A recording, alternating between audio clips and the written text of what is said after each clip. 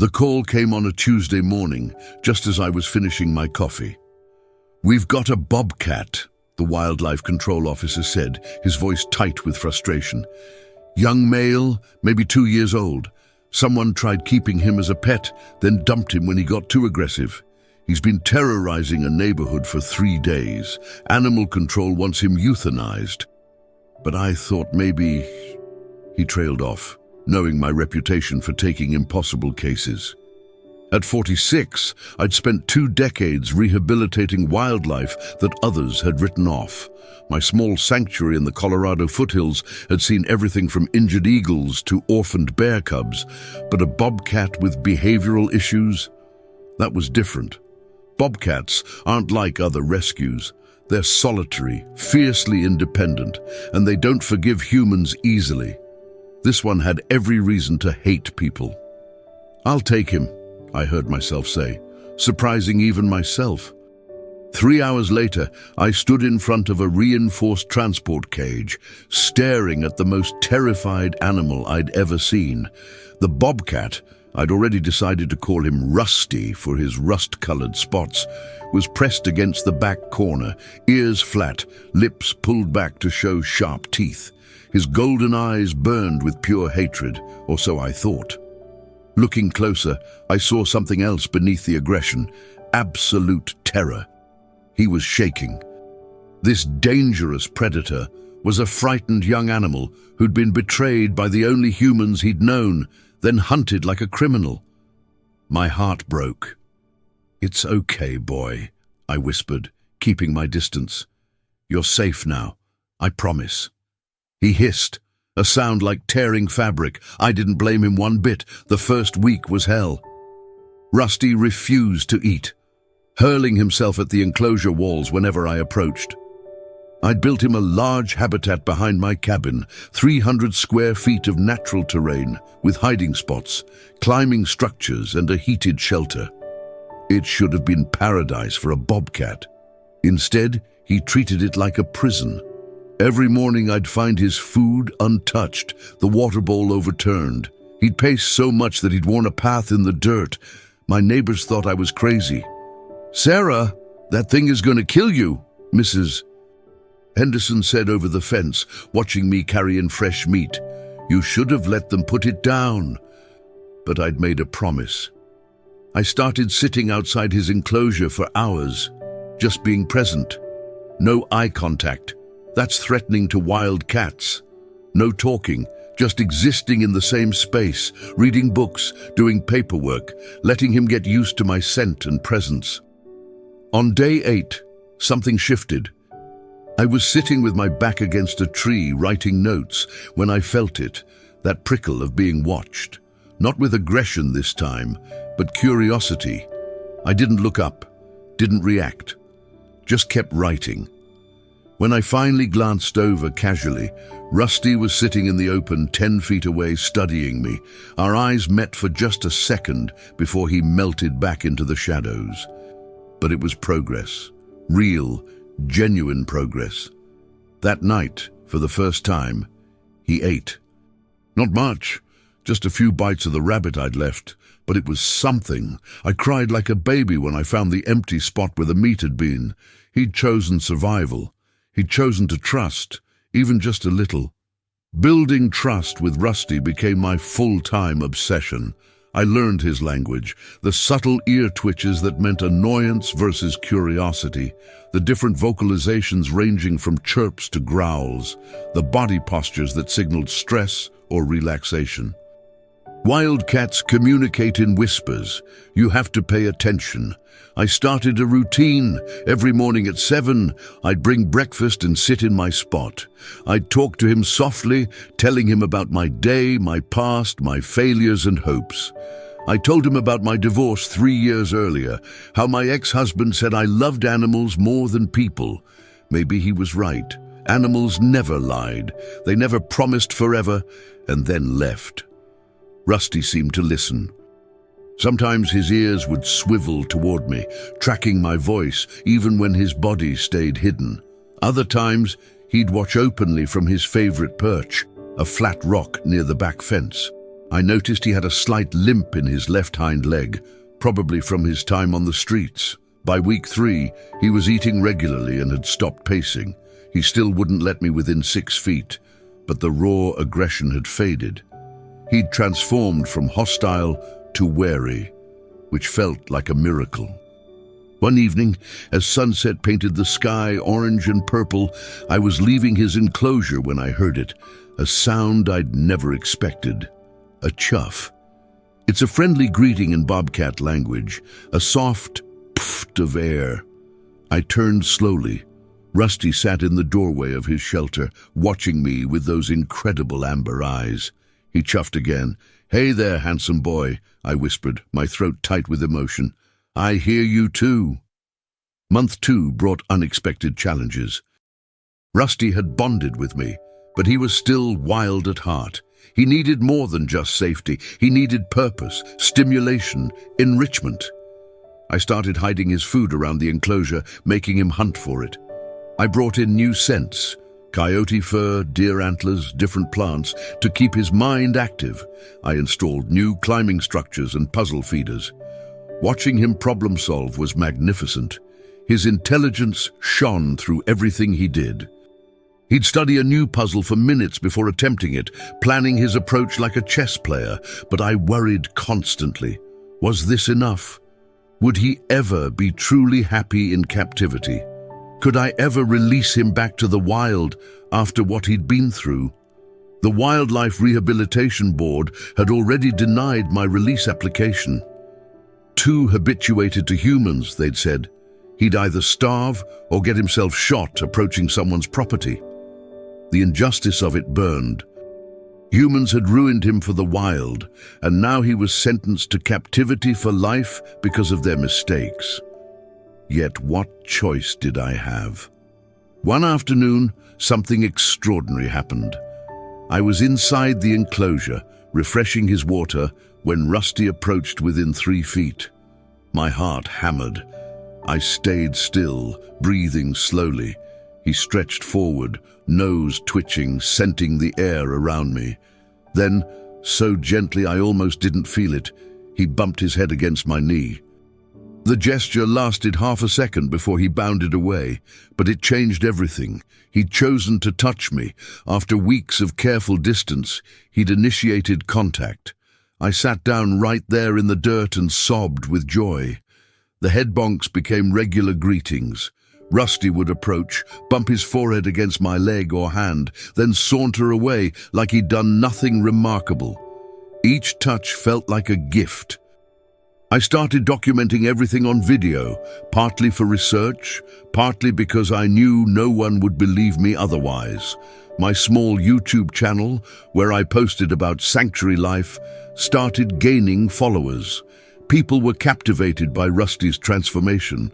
They saw the same thing I did, not a dangerous animal, but a misunderstood soul finding his way back from trauma. Comments poured in. This brought me to tears. If a wild animal can learn to trust again, maybe I can too. Your patience is incredible, but it wasn't patience, it was love. I'd fallen completely in love with this beautiful, complicated creature. By month 4, Rusty had free range of my property during the day. He'd proven himself trustworthy, never attempting to leave the sanctuary grounds.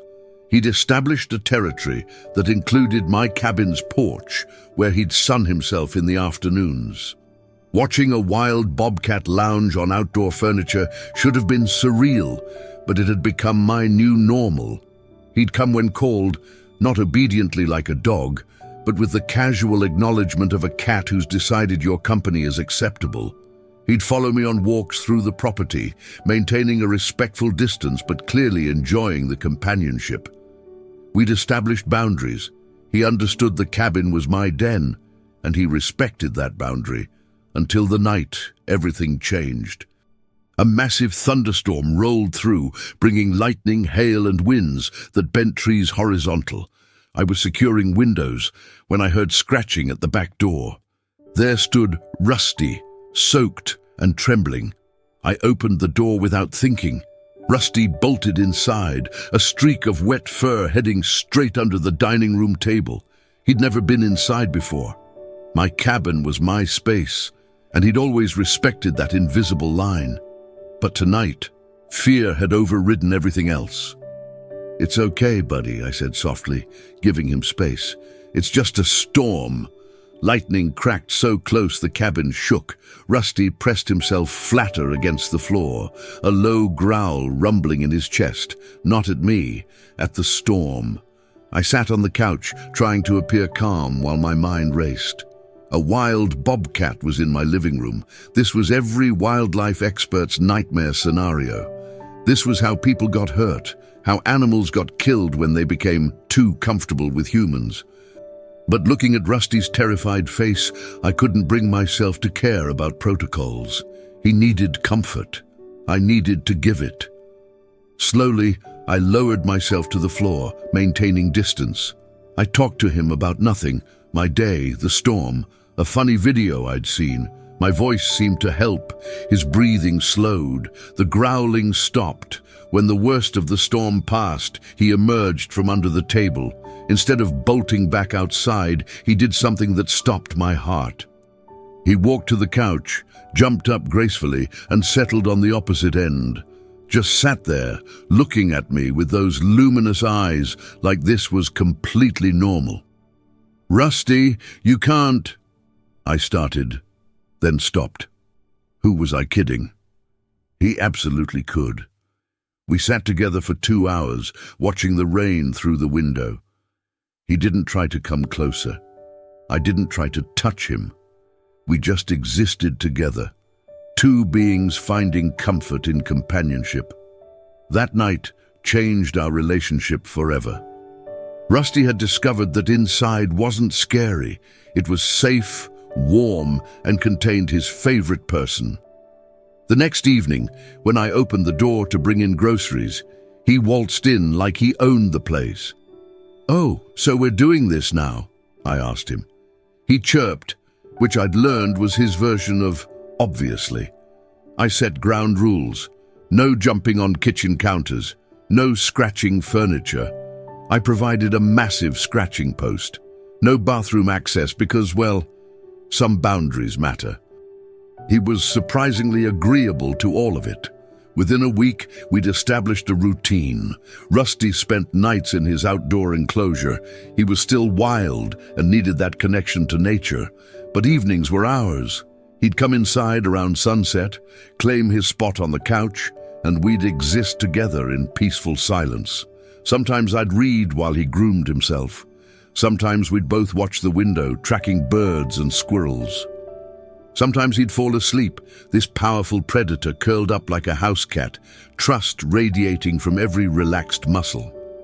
I posted a video of him lounging on my couch titled "From Dangerous to Domestic, A Bobcat's Journey." It went viral, 2 million views in 3 days. Suddenly everyone wanted to know Rusty's story. News outlets called, documentary producers reached out, wildlife magazines requested interviews. The attention was overwhelming, but I shared his story because it mattered. People needed to understand that dangerous animals are often just desperate, traumatized, or misunderstood. Rusty wasn't some miraculous exception. He was proof that patience, respect, and genuine love could bridge the gap between wild and human. With fame came criticism. "You're ruining that animal's natural instincts," one commenter wrote. "He'll never survive in the wild now." They didn't understand. He'd never been able to survive in the wild. Humans had already stolen that from him before he ever came to me. "This is dangerous and irresponsible," another said. "What happens when he attacks you?" I didn't bother responding. The people who'd never been chosen by a wild animal's trust couldn't possibly understand what Rusty and I shared. But I'd be lying if I said the criticism didn't sting. I second-guessed everything. Was I being selfish, keeping him close because I was lonely? Had my divorce left me so desperate for connection that I was projecting onto a wild animal? Dr. Martinez, a wildlife psychologist I consulted, put it simply. "Sarah, you gave him choices at every step. He chose you back. Stop questioning that." She was right. Rusty had agency. Every day he could return to the wild parts of my property and never come back. The forest was right there, but every evening he chose my porch. He chose the door. He chose the couch. One particularly difficult day, 6 months into our journey, I broke down. Work stress, money worries, and the weight of criticism finally crushed me. I sat on the couch crying, not bothering to hide it. Rusty, who'd been grooming nearby, stopped. He watched me for a long moment, head tilted in that curious way of his. Then he did something he'd never done before. He moved closer, pressed his warm body against my side, and began purring. That deep rumbling sound vibrated through my ribs, through my heart. I wrapped my arm around him carefully, and he didn't pull away. The purring incident opened new dimensions to our relationship. Rusty began seeking out physical affection on his terms. He'd hop on the couch and position himself for scratches behind his ears, or he'd present his chin for rubs. His tufted ears would flatten with pleasure, eyes half closing in contentment. But he still had wild in his bones. Some days he'd disappear into the forest parts of the property for hours, hunting mice and birds, climbing trees, being exactly what he was, a wild predator. Then he'd show up at dinner time like nothing had happened, ready for our evening routine. I loved that duality. I never wanted him to be a pet. I wanted him to be himself, wild and free, who'd simply chosen to include me in his world. My ex-husband called one day, having seen the viral videos. "Sarah, this is crazy, even for you," he said, that familiar condescension in his voice. "That thing could kill you." "His name is Rusty," I said calmly, "and he's taught me more about trust and healing than any human ever has, including you." I hung up feeling liberated. For years, I'd believed something was wrong with me for connecting more deeply with animals than people. But maybe nothing was wrong. Maybe I'd just been waiting for the right connection, even if it came with fur and fangs. Winter arrived, bringing snow and cold that would have been miserable for Rusty in his outdoor enclosure alone. I'd already installed heating elements, but I found myself opening the door more often, letting him choose. Most nights, he chose inside. He'd discovered the joy of blankets, burrowing under them on the couch like a cat half his size. The sanctuary work continued, but Rusty remained my focus. Other animals came and went, injured hawks, orphaned foxes, a one-eyed raccoon named Bandit, who became semi-permanent. Rusty tolerated them with regal indifference, secure in his position as my special companion. In month 10, I received an offer that shook me. A wildlife preserve in Montana wanted Rusty. They had hundreds of acres, other bobcats, natural habitat. He could have a real life, the director said. Find a mate, have territory, be wild again. I visited the preserve. It was beautiful, professional, everything a bobcat could want, everything except me. The thought of Rusty in that vast space, searching for me in the evenings, wondering why I'd abandoned him, destroyed me. But wasn't I being selfish? Wasn't this about what was best for him, not what I wanted? I spent sleepless nights agonizing over the decision. Finally, I did something I should have done from the start. I let Rusty decide. I stopped closing his enclosure gate at night. I stopped calling him in for meals. I made myself scarce, giving him every opportunity to choose the wild, to leave, to reclaim his independence. For 3 days, my heart broke a little more each hour.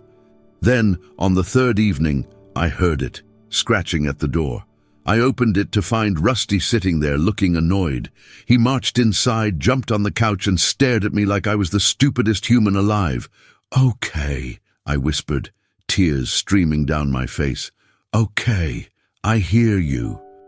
We're in this together."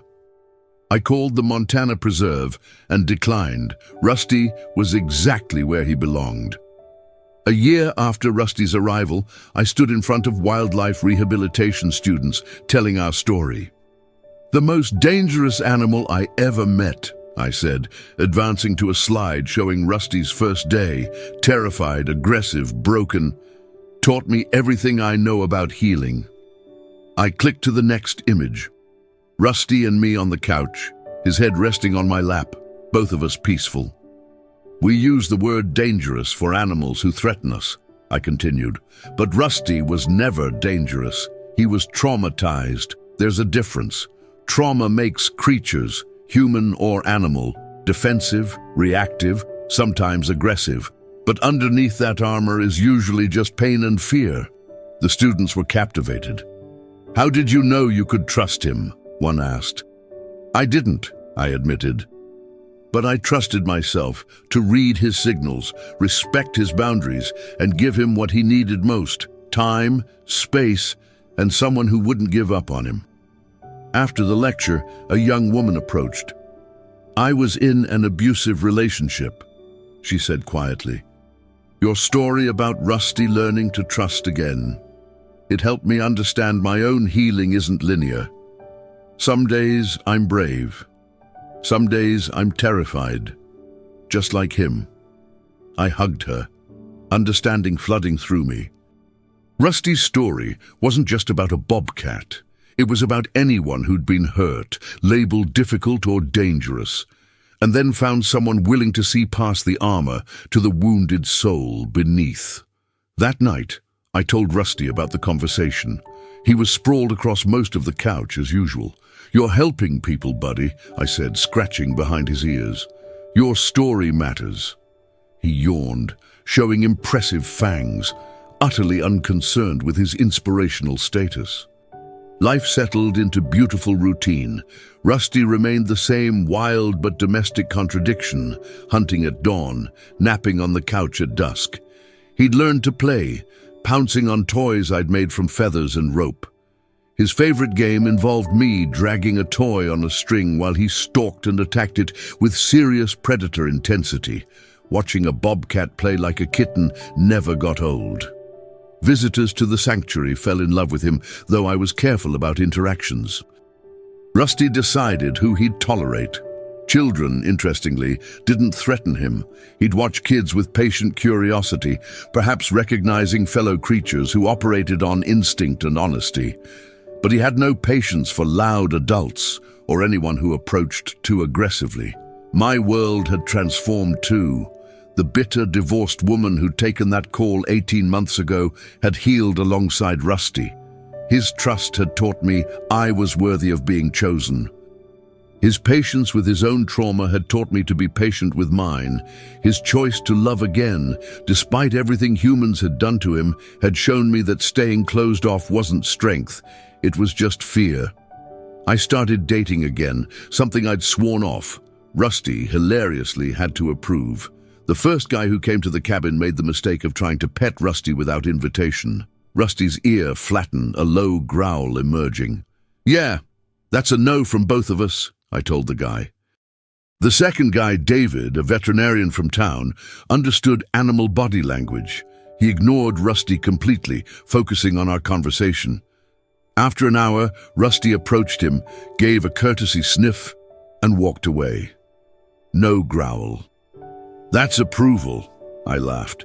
"Barely, but we'll take it." 2 years after Rusty arrived, I woke to find him on my bed, something he'd never done.